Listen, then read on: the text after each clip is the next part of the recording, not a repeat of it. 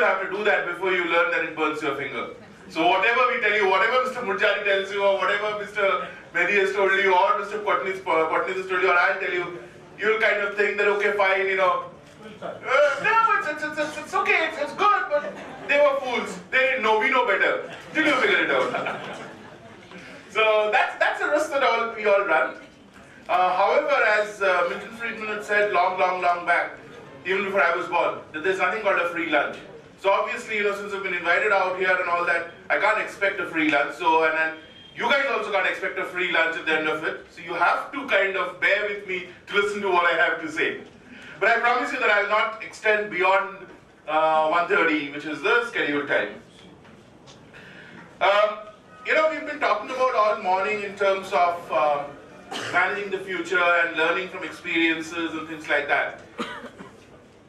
One of the things I think, and this has been mentioned in various different structures, various different ways, and in particular explicitly by Mr. Mehdi in the last talk, innovation becomes your biggest issue that you have to handle. It's nothing new. Interestingly, you know, for most of you, how many of you actually like reading about history? 2, 3. Sir, we don't count, sir. We don't count. We are history, we don't count. It's on that side. So, interestingly, none of you have turned around. There are only 2 in this whole room who said who like reading history. I can assure you, you know, the one thing that will define the way you act is your appreciation of history. And most of you, 10 years down the line, is going to turn around and say, I wish I knew what had happened. I wish I knew the history of the scenario. I'll do a simple test. And again, sir, it doesn't apply to people out here because it will go. How many of you believe that creation of Pakistan for India?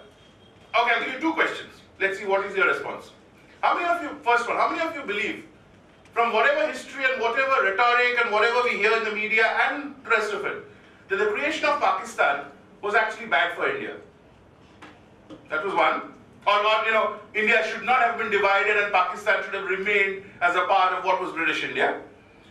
2, how many of you believe, forget, and then let's not add any other connotation to it. How many of us really believe that the British left India because of, or in 1947, because of the movement for independence, nationalist movement, whatever you might want to call it, without in any way disrespecting the process, that the British left because of that?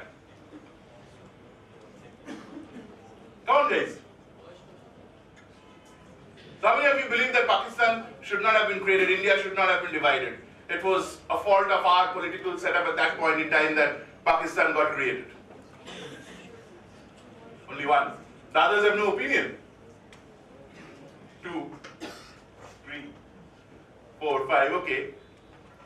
How many of you believe that Britain left India voluntarily because we forced them to get out of India?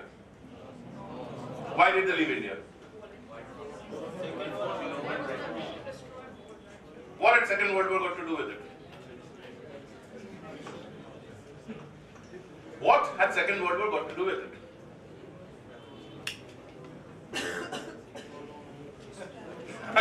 Again, sir, you don't count. I'll give you the answers. Since most of you kind of believe that the second one at least partially correct, with all due respect to our freedom fighters and everybody, obviously that acted as a catalyst to the process. That probably hastened the process.